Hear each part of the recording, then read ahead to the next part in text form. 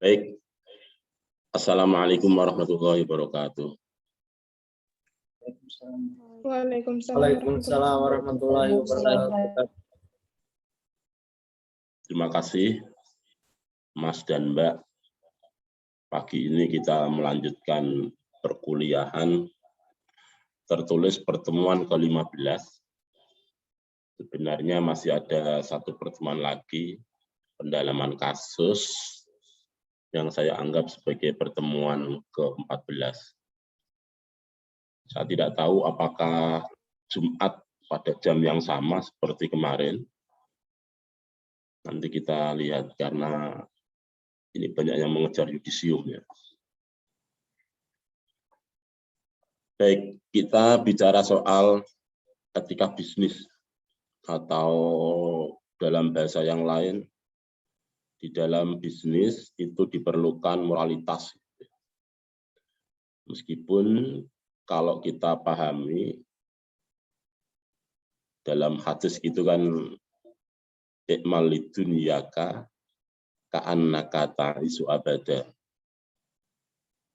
Bekerjalah untuk duniamu seakan-akan kita ini hidup selamanya.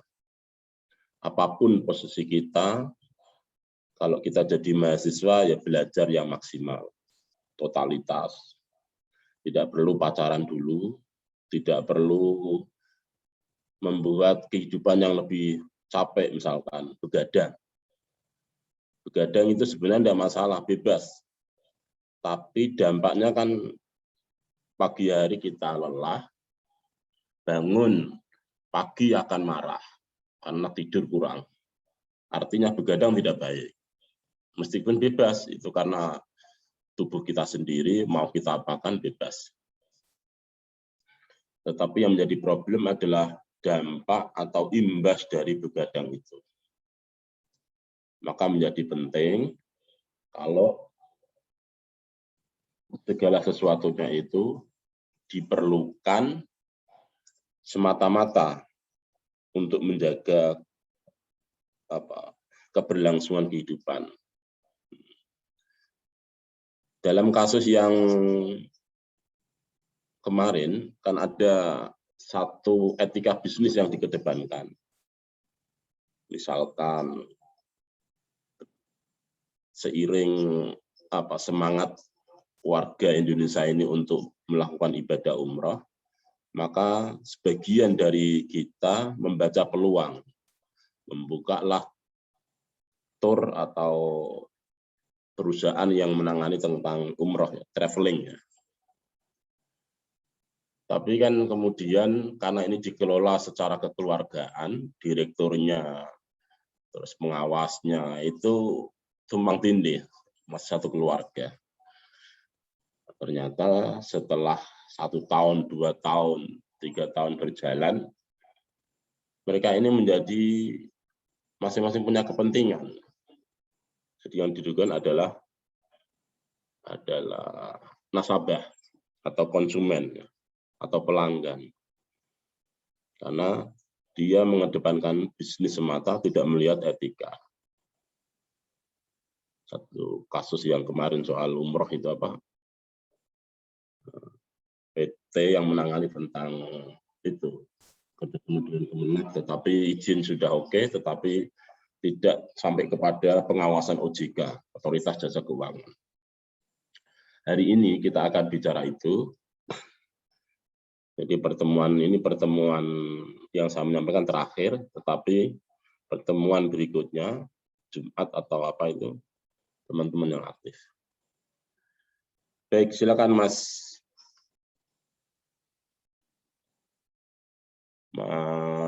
Mulawarman bisa ditampilkan yang etika perusahaan ya. Silakan Pak, dialog Pak untuk share screen. Aduh, di laptop nggak bisa diubah.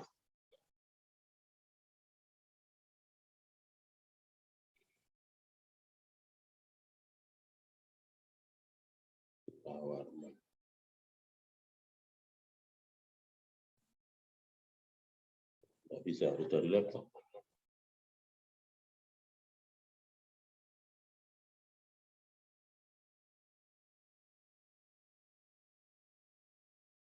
Sudah Mas, coba.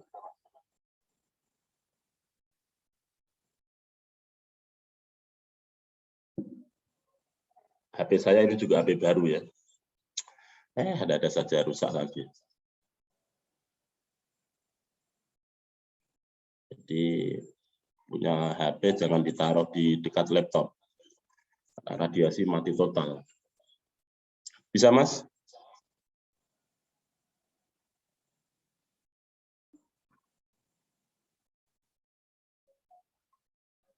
Etika perusahaan atau etika bisnis Islam. Tanpa embel-embel Islam pun, kalau sudah bicara etika, itu sebenarnya jauh lebih ada kontrol ya. Nggak bisa di laptop ya.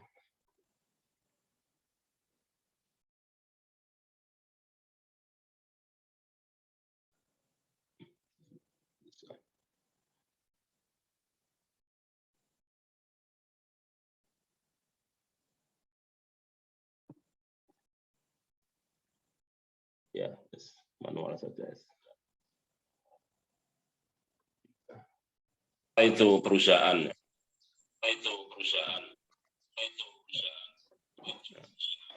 Jadi ada Islam, ada Islam.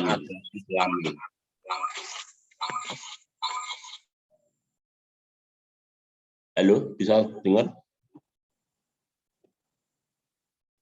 Suara bisa didengar?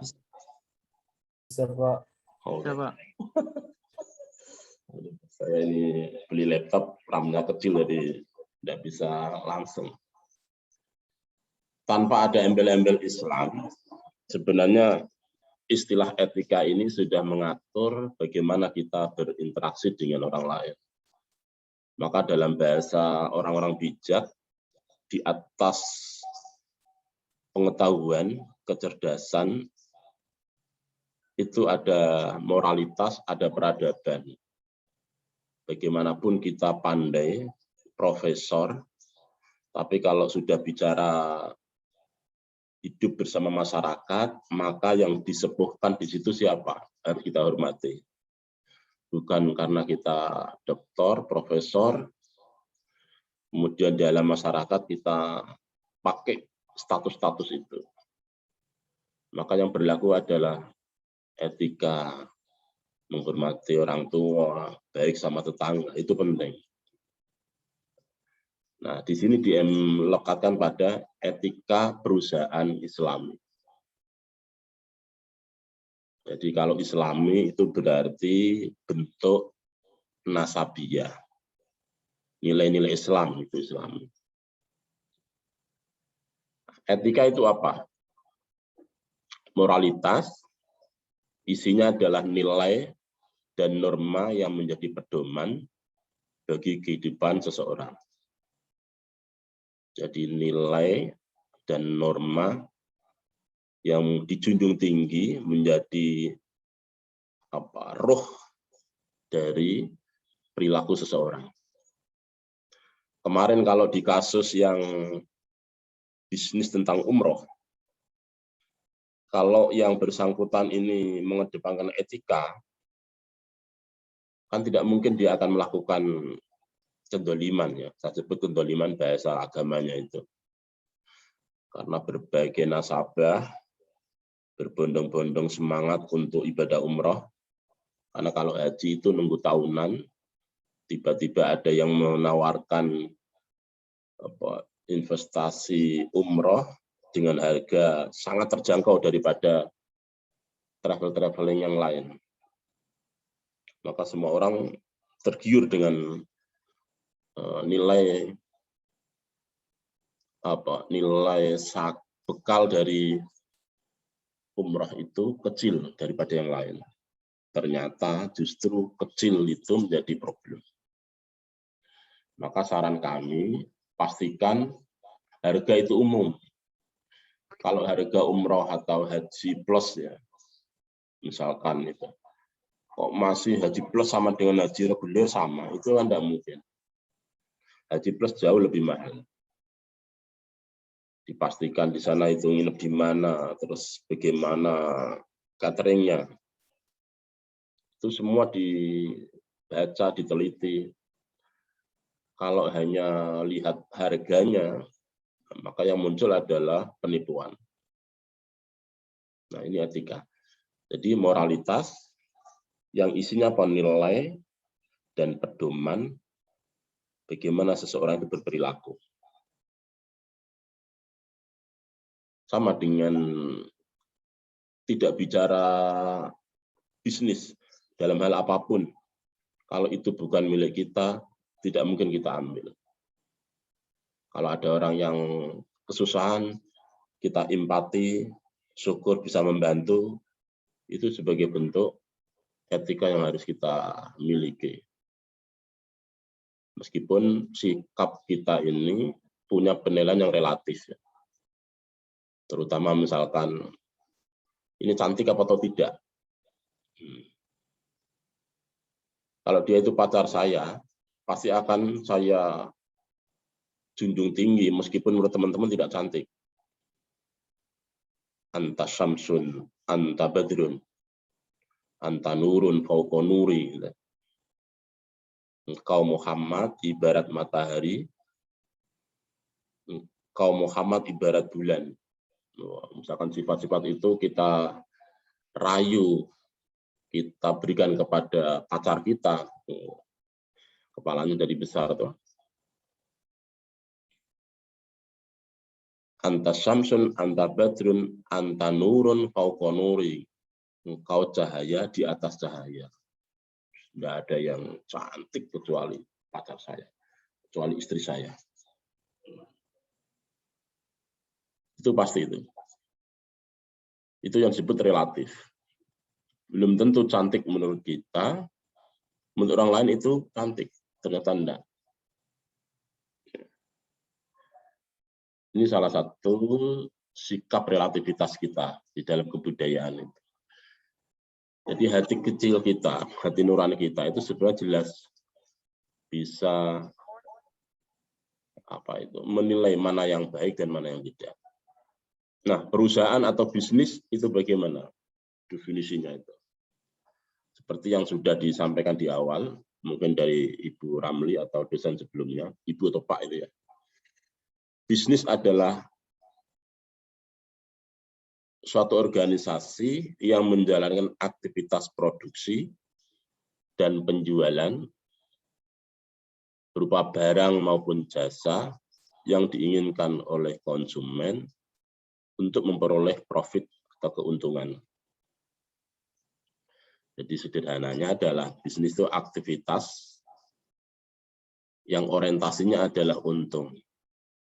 Aktivitas apa? Aktivitas transaksi, baik itu produksi, penjualan berupa barang maupun jasa yang dibutuhkan oleh nasabah atau konsumen, orientasinya adalah bisnis. Kita membuka kos-kosan. Misalkan Bapak Ibu kita ini punya uang lebih daripada bisnis yang nggak jelas, kita beli tanah, kemudian kita bangun permanen seperti rumah susun, kemudian diiklankan atau dikerjasamakan dengan perguruan tinggi UHO, kita bisa mengambil skim bidik misi. Bayangkan, itu pasti setiap tahun terisi. Ya, artinya investasi yang seperti itu bisa kita baca peluangnya tanpa susah-susah, ya. Setiap tahun dapat. Kami punya orang Jawa di lorong depan kampus itu apa? Ada 44 kamar. Sekilas saya lihat dia ini orangnya biasa sekali. Tetapi karena punya usaha kos-kosan itu, jadi tidak begitu gelisah ya. 44 terisi 38. Sisa berapa itu? Tentu ada biaya pemeliharaan, pelihara yang lain itu diperhatikan. Artinya itu, kalau kemudian dikerjasamakan dengan UHO untuk menangkap peluang-peluang kebutuhan kos-kosan bidik misi, akan jauh lebih baik. Jadi tidak perlu repot-repot. Nah, Islami sendiri bagaimana? Saya sebutkan tadi ada Islam, ada Islami. Islam itu berarti nilai-nilai Islam dijunjung. Maka di sini disebutkan istilah umum yang merujuk kepada nilai keislaman. Nilai keislaman ya juga ada di nilai teman-teman yang non-Muslim, terutama nilai-nilai universal, kejujuran, keadilan, apalagi disiplinan ya mungkin bisa. Nilai keislaman yang melekat pada sesuatu. Sesuatu yang dimaksud adalah bentuk atau struktur bisnis. Jadi etika itu berarti seseorang yang di dalam aktivitas bisnisnya dijiwai dengan moralitas dan mengandung nilai-nilai keislaman. Ini kalau pakai Islam. Kalau enggak, etika sendiri sebenarnya sama dengan nilai-nilai di agama yang lain, umat-umat Kristiani, umat Hindu. Artinya kita berbisnis dalam konteks umum ada nilai-nilai universal yang sama. Baik, itu satu contoh operasional dari etika perusahaan dan Islami ya, kalau itu dilekatkan.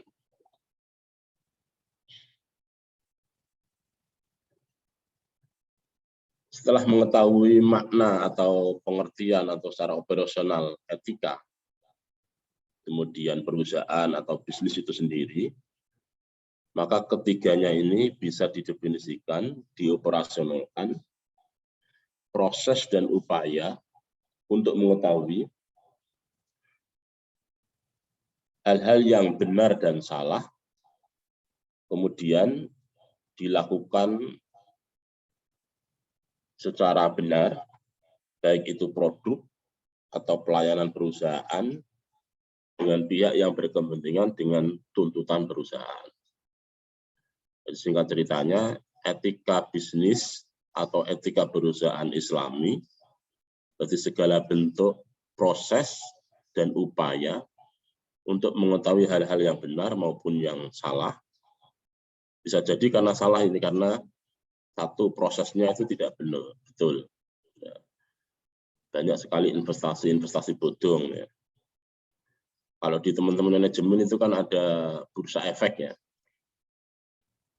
Nah, itu semoga menjadi salah satu konsen ya, bahwa daripada tenaga kita yang kerja, kalau uang cukup itu kan bisa bermain atau bisnis di itu dunia apa istilahnya online ya, bursa efek itu. Kayak adik ipar saya ini juga lebih sering beli apa produk-produk online dijual kembali itu.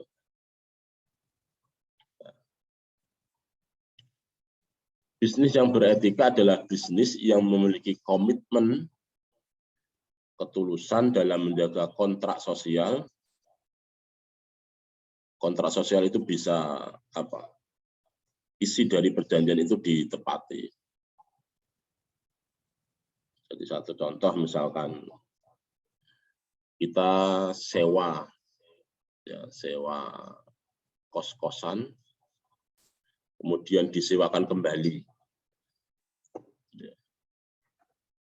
Jadi misalkan kita sewa lapak begitu, kalau untuk bisnis kan rugi kalau hanya setahun. Karena kalau kita sewa lapak untuk jual buah-buahan atau sejenisnya, tahun 2 tahun rame, kalau kita tidak mengambil 10 minimal setahun. Itu nanti ketika hanya 2 tahun kita rame, satu, nilai sewanya akan dinaikkan berlipat-lipat. Sebenarnya dia tidak ingin menaikkan, ingin merebut bahwa itu sudah berhasil, sudah punya pelanggan, karena Anda tidak sewa lebih dari 10 tahun, maka 2 tahun sudah diambil alih, maaf. tidak jadi kami sewakan lagi, kami mau pakai sendiri. Itu seringnya. Jadi memang di awal kita lihat apakah prospek enggak ini. Kalau 1 tahun, 2 tahun tidak berhasil, ya sudah. Memang dicoba dulu setahun, 2 tahun. Tapi kalau setahun, 2 tahun semakin baik, maka segera diperbarui sewa lapaknya itu, sewa tanahnya itu. Karena kalau tidak nanti akan nilai sewanya dilipat gandakan yang kira-kira Anda ini keluar akan menjadi kembali milik yang punya tanah. Di Jogja sudah sering ya. Bisnis Islami adalah serangkaian aktivitas bisnis dalam berbagai bentuknya yang tidak dibatasi jumlah kepemilikan, termasuk untungnya, namun dibatasi dalam memperolehnya dan pendayagunaan hartanya. Sekali lagi, karena ini bungkusnya adalah Islam. Kalaupun tidak, maka yang penting satu dengan yang lain itu saling komitmen. Nah, kalau tidak ada Islami itu, misalkan perjanjian ini dilakukan siapa yang iuran atau kalau kolaborasi ya, siapa yang masuk tanah, siapa yang masuk data, semua itu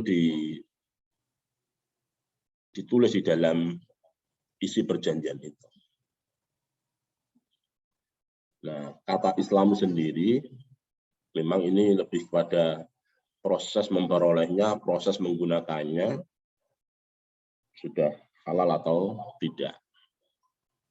Saya kurang pede menyebut halal ya. Kayak saya ini syariah sendiri, tapi prosesnya itu sering tidak syar'i. Coba diteliti hotel-hotel syariah itu. Itu sebenarnya kan satu jaringan itu. Ada Ataya, kemudian Az-Zahra, disusul yang sekarang Hotel Azizah. Nah, itu bagus tuh kalau diteliti, terutama dalam aspek hotel syar'inya ya. Di mana letak syar'inya itu? Oke ya, setiap yang bermalam di situ harus pasangan yang sah, atau apalagi semua harus berpakaian muslimah. Kalau dia itu tamu. Jadi kemasannya yang ada itu tadi, proses perolehannya, kemudian mentasarofannya. Jadi ada embel-embel halal dan haram. Kalau tidak, bicara etika ini sebenarnya kan sudah tadi, komitmen antara pihak itu tadi, betul-betul dijalankan. Islami hanya sebagai bentuk ruhnya saja. Prosesnya seperti apa. Maka di MUI itu, kehalalan itu dilihat dari aspek bahannya, pengolahannya, ya bahannya itu apakah betul-betul dari jenis yang atau barang yang halal, prosesnya itu pembuatannya itu betul-betul halal, bersih, baru dikemas, dijual dengan cara yang baik betul. Sehingga muncul halalan thayyibah. Halal ini lebih kepada aspek keagamaannya, thayyiban ini sains. Jadi kami bekerja sama dengan Balai POM untuk melihat satu bahannya, prosesnya, kemudian itu sampai menjadi produksi, dipasarkan, dilihat betul secara tadi aspek-aspek keagamaannya, disebut halal. Satu contoh kalau vaksin, saya sampaikan, biar teman-teman ini vaksin ya. Karena ikhtiar untuk sehat itu, selain olahraga, selain prokes, yaitu kita vaksin. Vaksin teorinya adalah tubuh kita sudah beradaptasi dengan virus sebelum delta, beta, macam-macam itu. setelah ada varian baru ini konon tidak berpengaruh. Tidak tahu ini sampai kapan ya COVID ini ya. Prihatin sekali ya, sudah 2 tahun ini.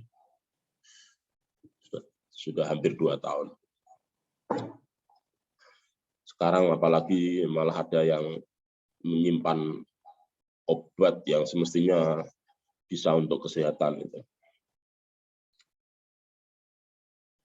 Jadi saran kami, coba yang ada waktu tetap lakukan vaksinasi dalam rangka ibadah itu, ikhtiar.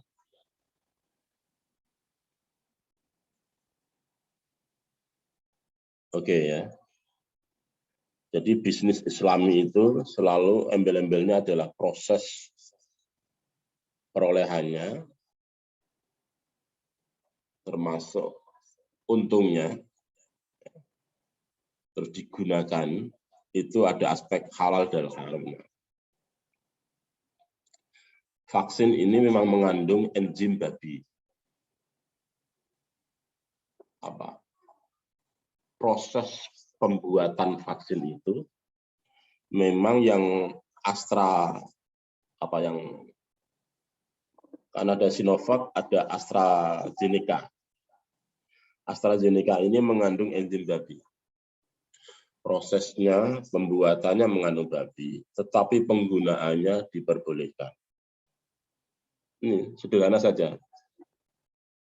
Haram, tapi boleh digunakan. Kenapa? Karena lidarurotin. Daruratnya bagaimana?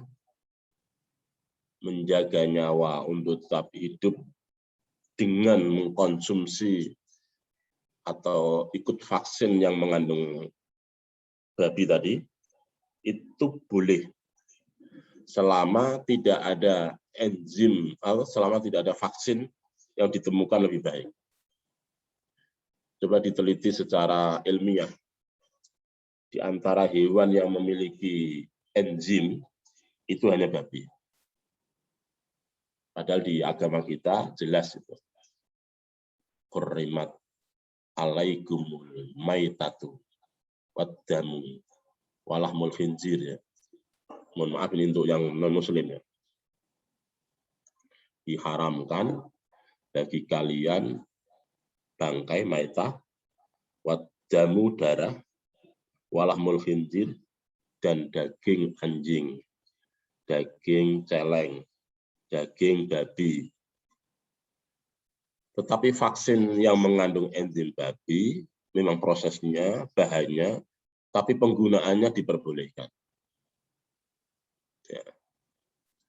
Padahal kalau melihat di sini, ini posisi reguler ya.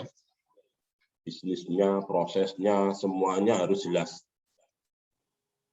Halal haramnya jelas. Lah enzim atau vaksinasi ini kan proses pembuatannya mengandung zat haram, tetapi diperbolehkan untuk digunakan. Boleh divaksin pakai enzim atau vaksin yang mengandung enzim itu, enzim babi. Karena pada posisi reguler itu jadi problem. Ini lidaruratin. Daruratnya adalah dimungkinkan besar, kan begitu ya ulama-ulama itu. Dimungkinkan besar kalau tidak vaksin akan lebih bahaya. Maka Sinovac, AstraZeneca yang mengandung enzim babi tetap diperbolehkan. Tapi sekali lagi dikembalikan kepada yang bersangkutan. Kalau dipaksakan juga tidak baik. Apalagi sampai mau mempidanakan yang tidak mau vaksin. Kalau Pak Jalil ini takut, kalau pulang ke Jogja harus menunjukkan sertifikat sudah vaksin. Ini kan negara seakan-akan sudah mulai tidak sehat. Itu protes saya di situ.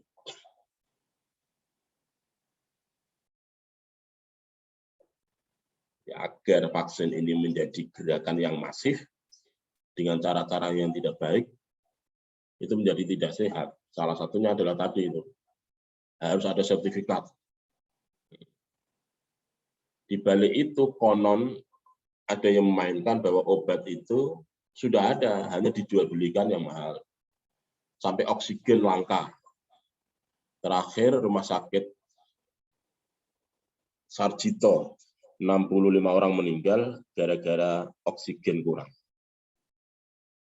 Ini kan pelayanan publik, bisa sampai lalai begitu. Mestinya seperti ini tidak bisa ditoleransi. Ya.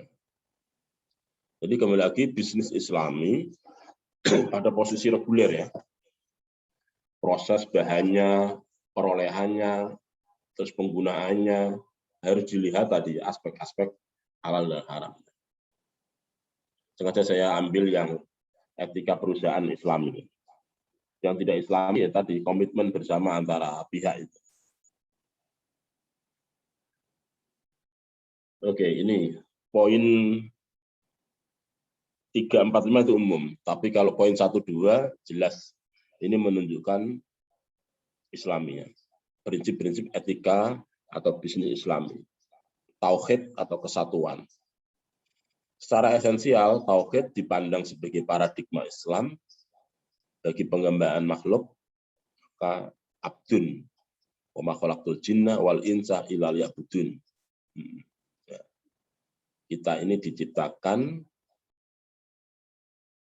semata-mata untuk menghambakan diri kepada Tuhan. Di samping keterkaitan secara tauhid yang menjadi perekat bagi hubungan antar manusia, ibarat ini hubungan yang baik antara Tuhan dengan manusia dalam aspek apapun.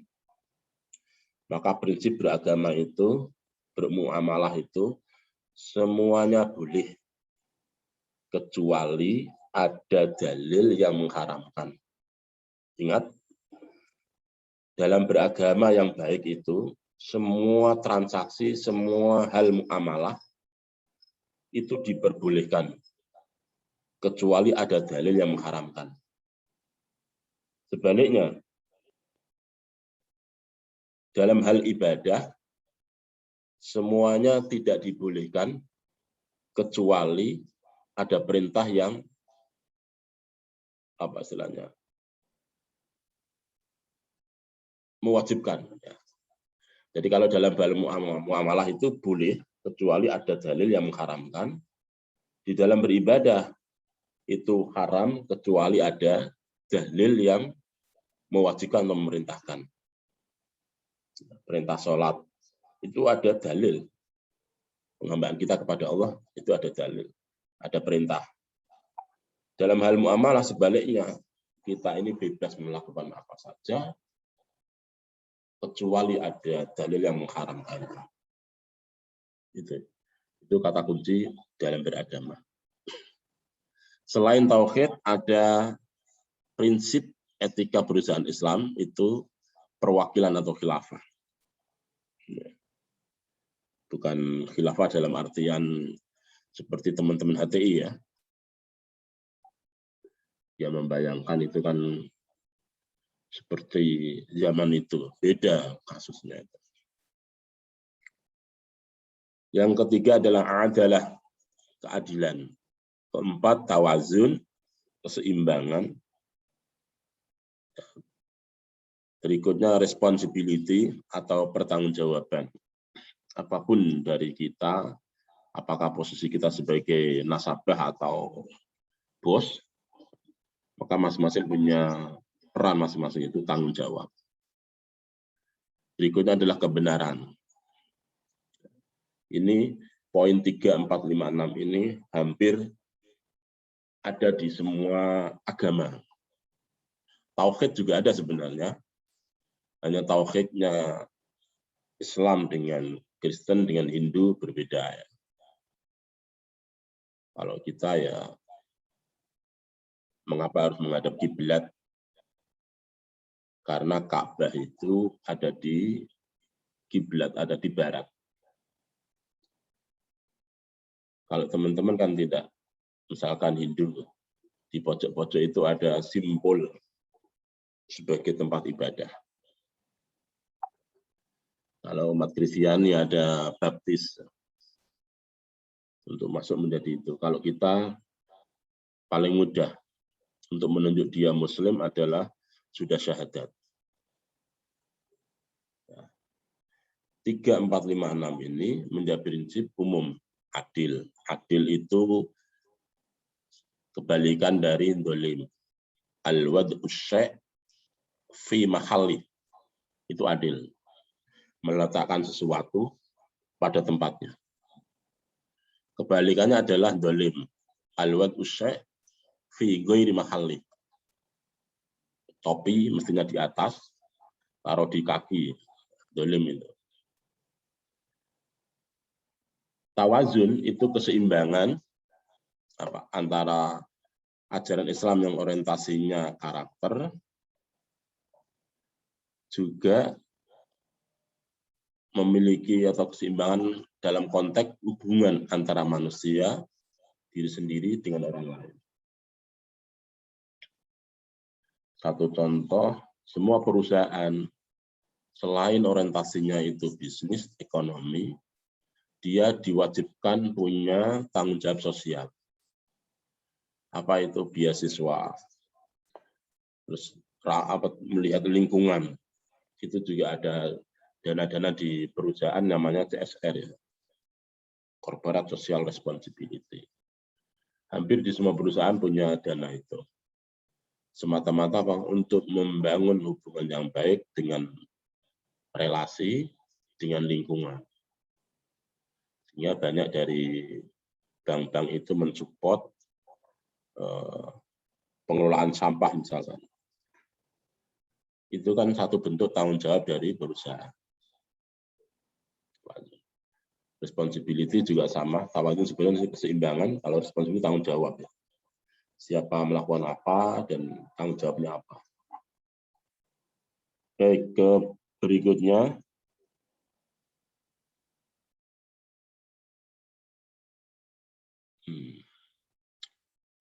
Dua macam bisnis dalam Islam. Sengaja saya embel-embel Islam, karena ini terakhir kalau yang bisnis umum, teman-teman bisa menguasai. Saya sisipkan di Islam ya. Nanti yang non-Muslim berarti bisa melihat yang nilai-nilai umum ya. Bisnis yang sah dalam Islam, misalkan bebas dalam melakukan bisnis.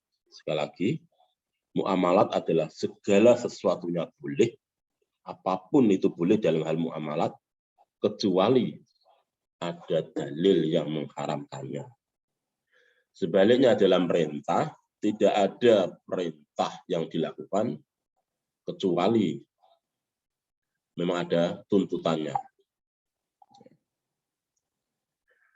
Berikutnya yang disebut dengan bisnis yang sah dalam Islam, ada persetujuan antara penjual dan pembeli, barang yang dijual jelas, ya, apa spesifikasinya ini, saya beli ini jelas ya. Ada sebuah keadilan, idealnya begitu, ada kejujuran, transaksi jelas, memiliki etika atau adab yang baik saat berbisnis. Ini kan sesuatu yang harus ada di dalam ruh setiap pebisnis. Karena ini bungkusnya bisnis Islam. Sebaliknya yang tidak Islam, ini riba. Wa halallahu al-bai'a wa harrama riba. Riba itu memberikan keuntungan dari pokoknya. Misalkan yang tidak boleh kan begini. Kalau Bapak beli motor cash, ini ya, ini juga repot ya. Makanya yang paling enak itu, kalau menjaga itu, lebih baik ke bank syariah, pinjam ke situ, nanti pakai akad musyarakah. Jadi yang membelikan itu bank syariah, kita ngangsur ke bank syariah, motor sudah kita ambil, mobil sudah kita ambil, rumah sudah kita ambil.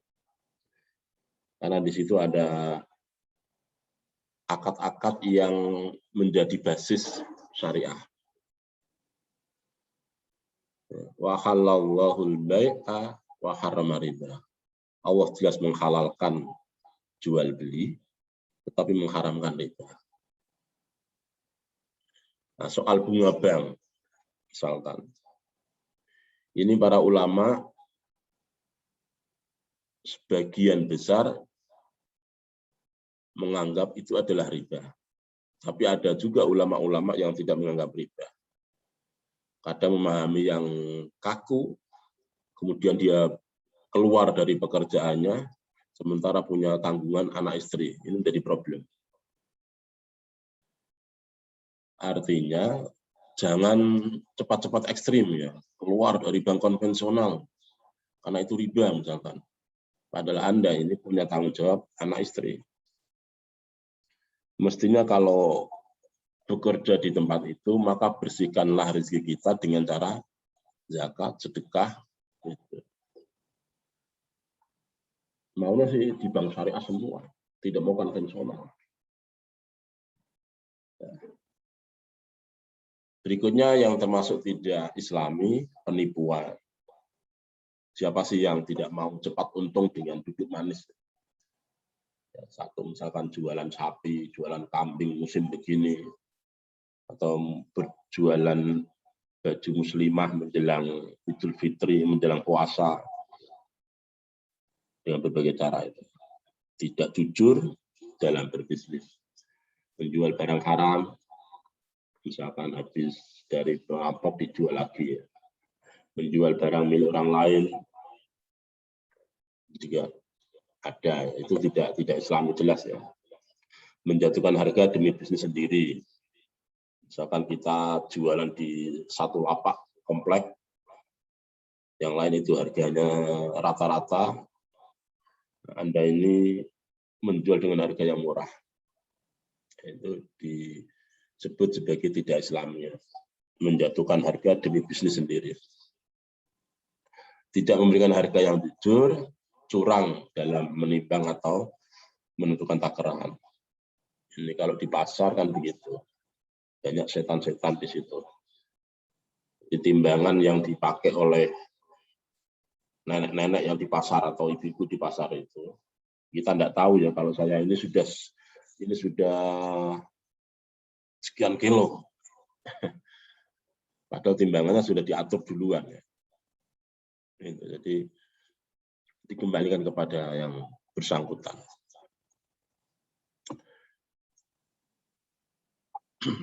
Etika bisnis dapat ditinjau dari beberapa sisi. Yang pertama dari pendirian perusahaan. Umumnya dalam mendirikan perusahaan dilandaskan beberapa etika, yaitu mendirikan bisnis dengan niat, ini karena embelnya Islam ya,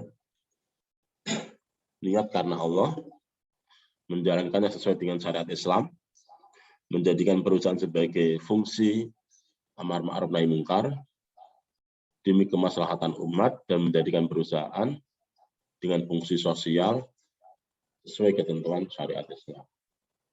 Saya kurang pede menyampaikan ini sebenarnya, karena ada embel-embel syariat Islam, tetapi sekali lagi itu kalau mau bisnis secara Islam itu aturannya ada begitu. Kalau teman-teman konvensional, monggo.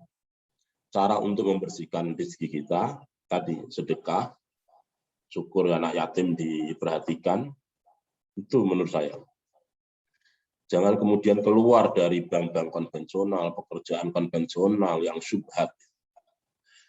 Apalagi di kajian tasawuf, rezeki yang mendekati bersih dan halal adalah hasil pertanian. Kalau dosen PNS begini itu juga syubhat menurut saya. Satu, korupsi waktu. Pertemuannya mestinya 16, 10 dianggap 16. Di mana mau bersih itu? Syubhat itu. Nah, untuk membersihkan itu, maka berbagi. Ini sebenarnya lain urusan, beda. Jadi komitmen untuk 16 kali pertemuan, ya 16, atau 8 dosen pertama, 8 berikutnya dosen berikutnya. Nah, etika pendirian perusahaan. Jadi dikembalikan mengapa membentuk perusahaan ini, apa tujuannya.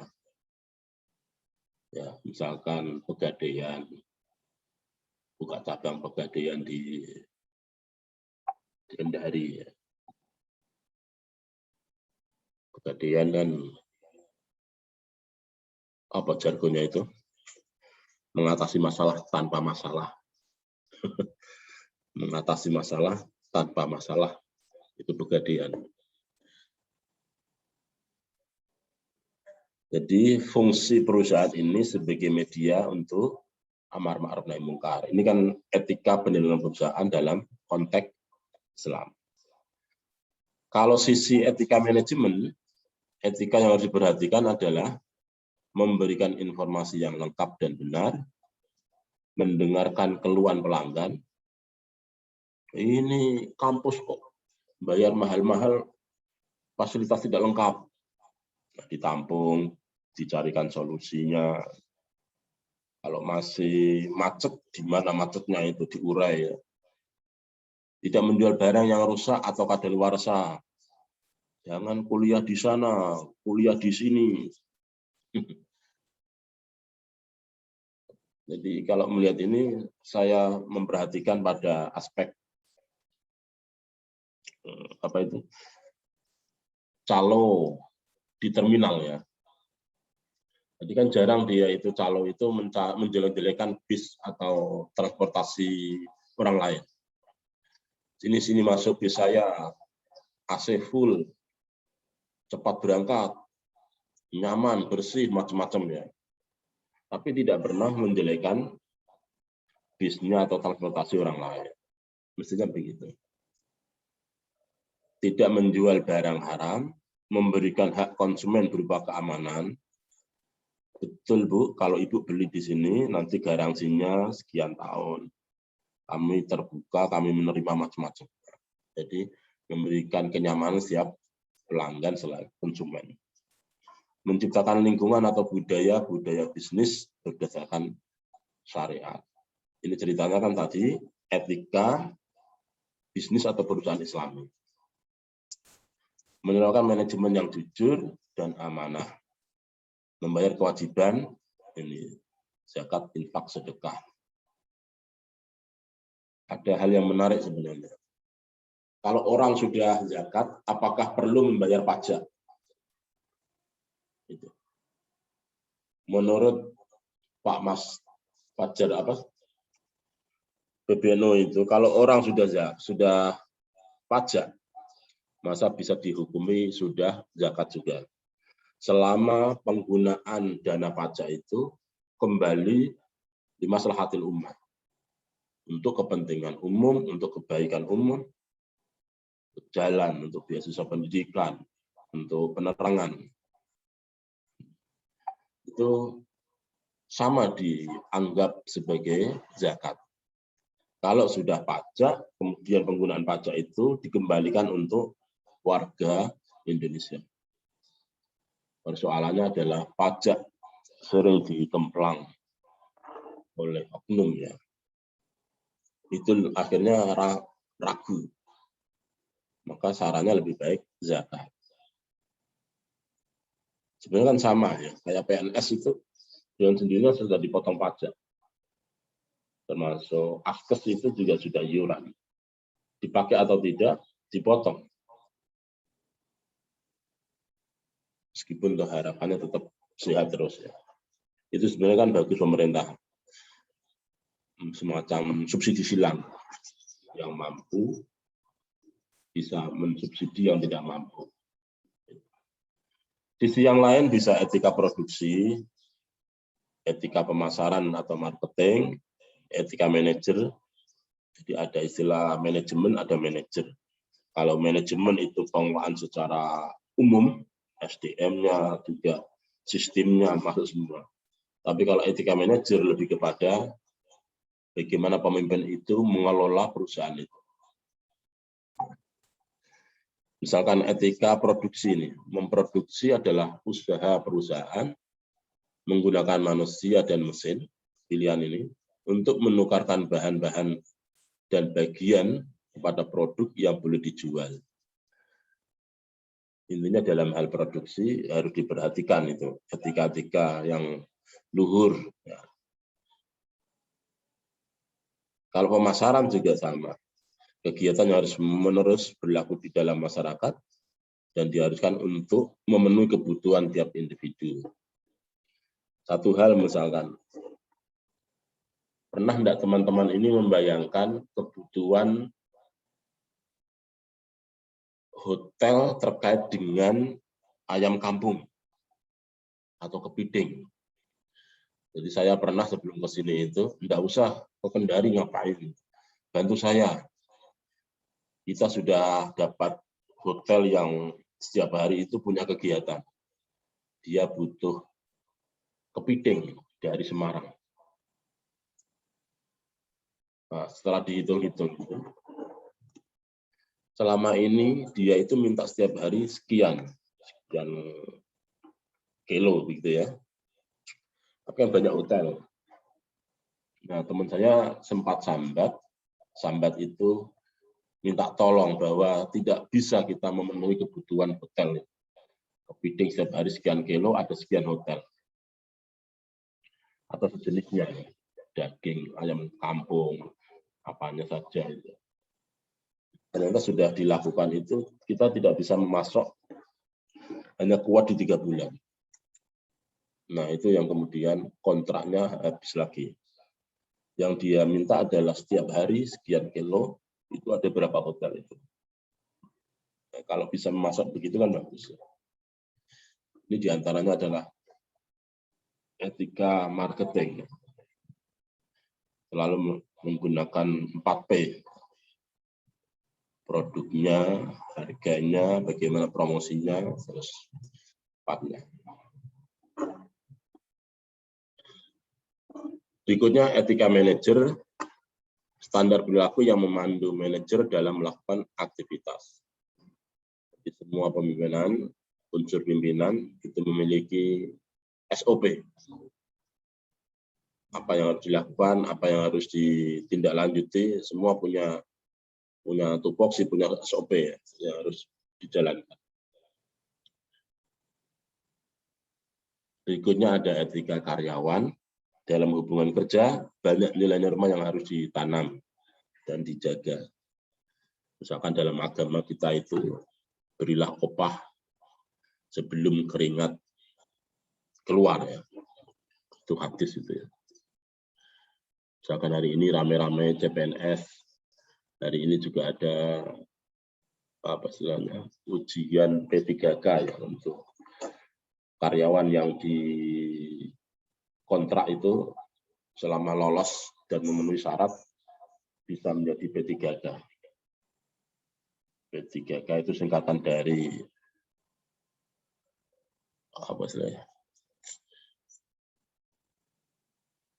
karyawan-karyawan yang kontrak itu ya. Karyawan-karyawan yang kontrak kemudian bisa disejajarkan dengan pegawai tetap. Bahkan sama persis. Hanya bedanya dia itu non-PNS. Berikutnya etika konsumsi. Kalau yang karyawan jelas ya menyebut pada posisinya diri karyawan. Kalau konsumsi, itu tadi kan bicara produksi, pemasaran, ya, ada konsumsi. Pola konsumsi dalam Islam harus menjamin agar konsumsi akan melahirkan serta dapat menciptakan jiwa yang sehat dan tentram. Ini lebih kepada apa yang kita konsumsi, semata-mata harus dikedepankan nilai-nilai kesehatannya dan gizinya. Terakhir, aktivitas bisnis yang terlarang dalam syariat Islam. Sebenarnya sudah ada di depan tadi ya. Yang Islami dan tidak Islami. Menghindari transaksi bisnis yang diharamkan. Sekali lagi, di dalam muamalat, semuanya adalah boleh atau dihalalkan, kecuali ada dalil yang mengharamkannya.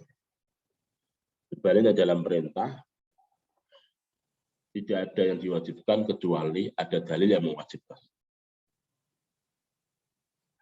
menghindari cara memperoleh dan menggunakan harta secara tidak halal. Jadi sebenarnya kan kalau kita mencuri masih aman, itu sebenarnya kan dilulu sama Tuhan. Dampaknya adalah apa yang kita konsumsi, kemudian menjadi daging, daging itu akan menjadi sperma, sperma akan ketemu sama pembuahan, jadilah daging, jadilah generasi, itu menjadi tidak baik. Nah, dalam ilmu tasawuf begitu. Jadi apa yang kita konsumsi, itu akan membentuk generasi kita. Kalau halal, yang bersih, cara memperoleh bersih, maka akan jadi generasi yang baik. Sebaliknya, kalau rezeki yang kita dapatkan dengan cara yang tidak baik, kemudian menjadikan generasi kita menjadi tidak betul. Jadi selalu dikembalikan kepada orang tuanya. Persaingan yang tidak fair sangat dicela oleh Tuhan. Jangan kamu makan sebagian harta, sebagian kamu dengan cara yang batil. Keempat adalah pemalsuan atau penipuan. Ini sekali lagi itu kan etika-etika Islami. Sebenarnya dalam mata kuliah ini yang perlu saya sampaikan. Teman-teman bisa melihat bisnis itu ada Islami dan tidak Islami. Nilai-nilai universal itu dianggap etika bisnis, tetapi kemudian ada embel Islami. Ini menjadi roh kita di dalam bisnis. Ikmal lidunya kakaan nakatasi tak isu abadah, itu memberikan pemahaman kita ini kerja harus totalitas. Kalau perlu itu ya hidup terus, maka semangatnya jadi penting. Tidak perlu kerja karena diawasi, karena ada menantu, ada orang tua, ada macam-macam. Tidak. Tapi karena kita ini punya mimpi yang besar dan untuk orientasi yang lebih baik. Tidak karena dilihat orang, tidak karena suatu yang hal lain. Tapi betul kita akan hidup lama, maka kerja kita harus keras. Berikutnya, wa'mal li akhiratika ka'annaka tamutu. Dan beramalah untuk akhiratmu seakan-akan besok itu Anda mati. Wa'mal li akhiratika ka'annaka tamutu. Biasanya kalau beribadah itu yang khusyuk, seakan-akan kita ini akan mati. Ya, ikmali dunyaka ka'annaka ta'isu abada. Kalau kita masih di dunia, maka harus kerja keras. Belajar total, mengelola bisnis ya serius. Wa'mal li akhiratika ka'annaka tamutu. Sebaliknya kalau dalam beribadah untuk akhirat, itu juga yang serius, seakan-akan besok kamu mati. Sebagai bekal untuk menghadap Tuhan. Oke, ini materi etika bisnis Islami atau etika perusahaan Islami. Ada satu materi lagi, saya kira cukup untuk tambahan wawasan saja. Nanti Mas Ketua biar mengirim di grup, yaitu tentang asuransi syariah atau takaful. Ya. Kalau di materi hukum bisnis, asuransi pertemuan sebelum meet. Ya. Tapi sebagai tambahan, saya kira bisa dibaca itu. Oke, Mas Mulawaman, saya kira itu dari saya. Sekali lagi, silakan di-share absensi sama bahan kuliah. Saya akhiri. Billahi taufiq wal hidayah wa ridho wal iyanah. Wassalamualaikum warahmatullahi wabarakatuh. Waalaikumsalam warahmatullahi wabarakatuh. Waalaikumsalam warahmatullahi wabarakatuh.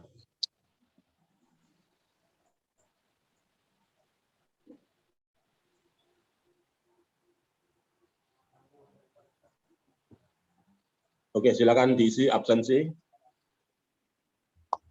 nanti kontak-kontak lagi. Apakah Jumat itu masuk seperti jam semula? Karena melihat yang mau ujian skripsi banyak ya. Mengejar yudisium tanggal 13 Juli.